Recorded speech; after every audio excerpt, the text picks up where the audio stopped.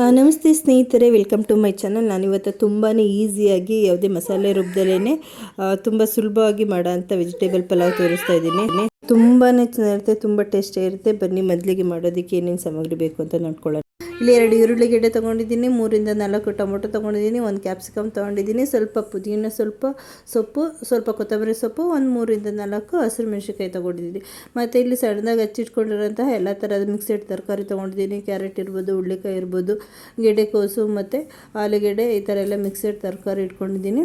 ಮತ್ತು ನಾನು ಇಲ್ಲೇನಪ್ಪ ಅಂದರೆ ಇದೆಲ್ಲ ಒಂದು ಮೀಡಿಯಮ್ ಆಗಿ ಹಚ್ಚಿಟ್ಕೊಂಡಿದ್ದೀನಿ. ಮತ್ತು ಇಲ್ಲಿ ಮೊಳಕೆ ಕಟ್ಟಿರೋಂಥ ಹೆಸರು ಕಾಳು, ಸ್ವಲ್ಪ ನೆನೆಸಿಟ್ಕೊಂಡಿರೋಂಥ ಬಟಾಣಿ, 1 ಬಟಾಣಿ ನೆನೆಸಾಡಿ ಇಟ್ಕೊಬೋದು. ಇಲ್ಲಾಂದರೆ ಹಸಿ ಬಟಾಣಿ ಆದರೆ ಇನ್ನೂ ತುಂಬಾ ಚೆನ್ನಾಗಿರುತ್ತೆ. ಇಲ್ಲಿ ಹಸಿ ಬಟಾಣಿ ಸಿಗಲಿಲ್ಲ, ಅದಕ್ಕೋಸ್ಕರ ನಾನೇ ಮಾಡಿದೆ, ರಾತ್ರಿ ಹಾಕಿದ್ದು ಒಣಗಿರೋ ಬಟಾಣಿನ ನೆನೆಸಿಟ್ಕೊಂಡಿದ್ದೀನಿ. ಮತ್ತು ಸ್ವಲ್ಪ ಹೂಕೋಸು ತೊಗೊಂಡಿದ್ದೀನಿ. ಇದನ್ನ ಬಿಸಿನೀರು ಮತ್ತು ಅರಿಶಿನ ಉಪ್ಪು ಹಾಕಿ ಸ್ವಲ್ಪ ತೊಳೆದಿಟ್ಕೋಬೇಕು, ಇಲ್ಲ ಆದರೆ ಸ್ವಲ್ಪ ಹುಳ ಇರುತ್ತೆ ಅಂತ ಹೇಳ್ಬಿಟ್ಟು ಕ್ಲೀನ್ ಮಾಡಿ ಇಟ್ಕೊಂಡಿದ್ದೀನಿ. ಮತ್ತು ಇಲ್ಲಿ ಶುಂಠಿ ಬೆಳ್ಳುಳ್ಳಿನ ಚಚ್ಚಿಟ್ಕೊಂಡಿದ್ದೀನಿ. ಸ್ವಲ್ಪ ಶುಂಠಿ ಬೆಳ್ಳುಳ್ಳಿ ಪೇಸ್ಟಾದ್ರು ತೊಗೋಬೋದು, ಚಚ್ಚಿಟ್ಕೋಬೋದು.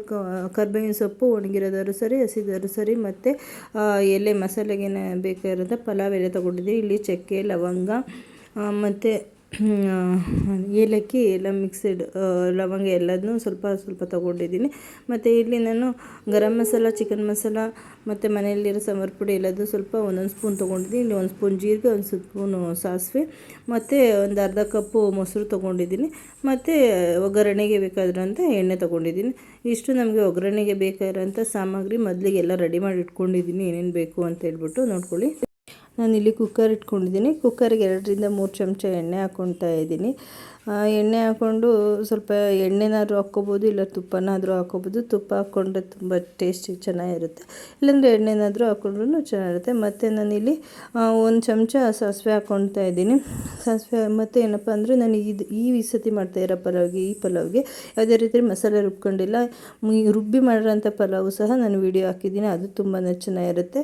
ಇವಾಗ ಮತ್ತೆ ನಾನು ಏನು ಮಾಡ್ತಿದ್ದೀನಿ ಅಂದರೆ 1 ಸ್ಪೂನು ಜೀರಿಗೆ ಹಾಕ್ಕೊಳ್ತಾ ಇದ್ದೀನಿ. ಸಾಸಿವೆ ಹಾಕ್ಕೊಂಡಿದ್ದೆ ಅಲ್ವ, ಜೀರಿಗೆ ಹಾಕ್ಕೊಳ್ತಾ ಇದ್ದೀನಿ. ಮತ್ತು ನೆಕ್ಸ್ಟು ಕಸ್ತೂರಿ ಮೇಥಿ ಎಲೆ ಮತ್ತು ಎಲ್ಲ ತೋರಿಸಿದ್ನಲ್ಲ, ಚಕ್ಕೆ, ಲವಂಗ, ಶುಂಠಿ ಬೆಳ್ಳುಳ್ಳಿ ಪೇಸ್ಟು ಎಲ್ಲ ಹಾಕ್ಕೊಂಡಿದ್ದೀನಿ. ಮತ್ತು ಅದ್ರ ಜೊತೆಗೆ ಪುದೀನೂ ಈಗಲೇ ಹಾಕ್ಕೊಳ್ತಾ ಇದ್ದೀನಿ. ಪುದೀನ ಮತ್ತು ಹಸಿರು ಮೆಣಸಿನ್ಕಾಯಿ ಎಲ್ಲ ಎಣ್ಣೆಲೇ ಫ್ರೈ ಮಾಡಿಕೊಂಡ್ರೆ ಚೆನ್ನಾಗಿರುತ್ತೆ. ಮತ್ತು ಈರುಳ್ಳಿನ ಹಾಕ್ಕೊಂಡು ಎಲ್ಲದನ್ನು ಚೆನ್ನಾಗಿ ಎಣ್ಣೆಲೇ ಫ್ರೈ ಮಾಡಿದ್ರೆ ಅದ್ರ ಹಸಿ ವಾಸನೆ ಎಲ್ಲ ಹೋಗುತ್ತೆ, ತುಂಬಾ ಚೆನ್ನಾಗಿರುತ್ತೆ. ಸ್ವಲ್ಪ ಹಸಿರು ಮೆಣಸಿನ್ಕಾಯಿ, ಈರುಳ್ಳಿ, ಶುಂಠಿ ಬೆಳ್ಳುಳ್ಳಿ ಮತ್ತು ಚಕ್ಕೆ ಲವಂಗ ಎಲ್ಲ ಸ್ವಲ್ಪ ಎಣ್ಣೆಲೇ ಬಿಸಿ ಆಗಬೇಕು. ಅದ್ರ ಫ್ಲೇವರ್ ಎಲ್ಲ ಇಳ್ಕೊಳ್ಳುತ್ತೆ, ಒಂದೊಂದೇ ಅದ್ರ ರುಚಿ, ಅದ್ರದ್ದು ಘಮ ಎಲ್ಲ ಇಳ್ಕೋಬೇಕು ಚೆನ್ನಾಗಿ.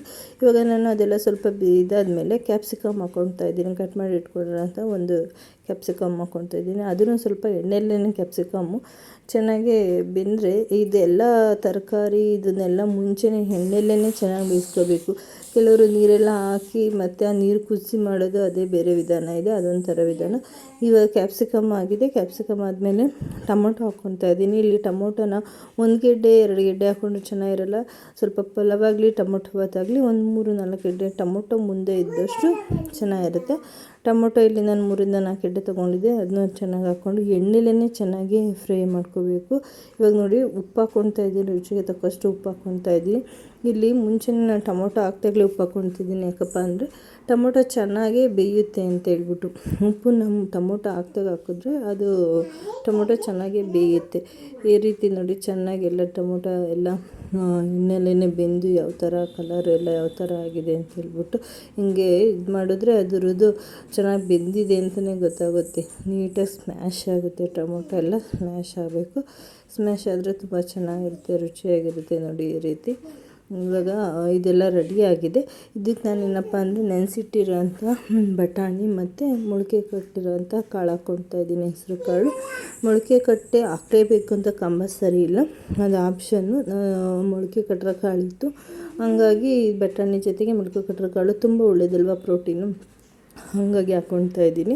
ಮತ್ತು ಇದು ಮಿಕ್ಸೆಡ್ ತರಕಾರಿ, ಇವಾಗ ಹಚ್ಚಿಟ್ಕೊಳ್ಳೋಂಥ ತರಕಾರಿ ಎಲ್ಲದನ್ನೂ ಒಟ್ಟಿಗೆ ಹಾಕಿ ಎಣ್ಣೆಲೇ ಸ್ವಲ್ಪ ಫ್ರೈ ಮಾಡ್ತಾಯಿದ್ದೀನಿ.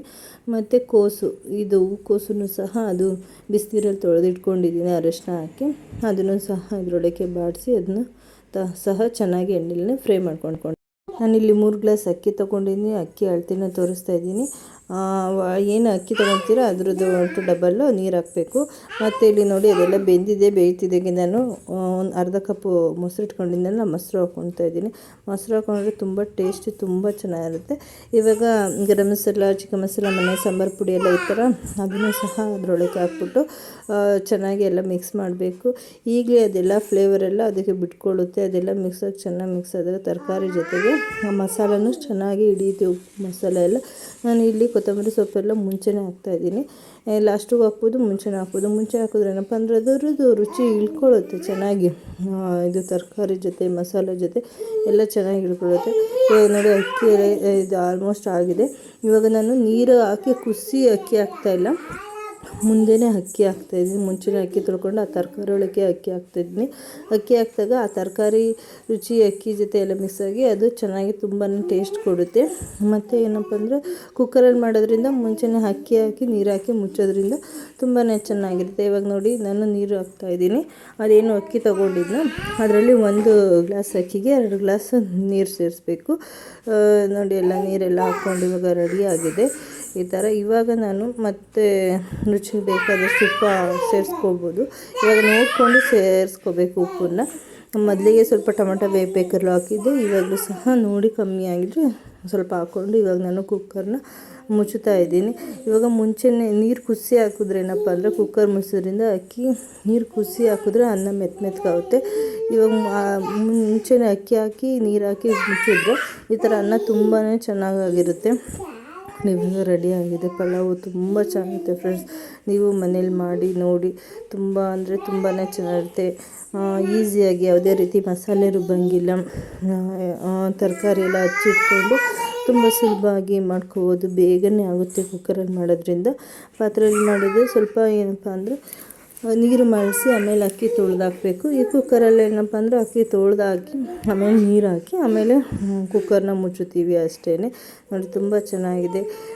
ನೋಡಿ ನೀವು ಮಾಡಿ ಹೇಗಿದೆ, ಹೇಗೆ ಬಂತು ಟೇಸ್ಟು ಅಂತ ಹೇಳಿ. ಈ ವಿಡಿಯೋ ಇಷ್ಟ ಆದರೆ ಲೈಕ್ ಮಾಡಿ, ಶೇರ್ ಮಾಡಿ, ಕಮೆಂಟ್ಸ್ ಮಾಡಿ, ಸಬ್ಸ್ಕ್ರೈಬ್ ಮಾಡ್ಕೊಳ್ಳಿ. Thank you for watching.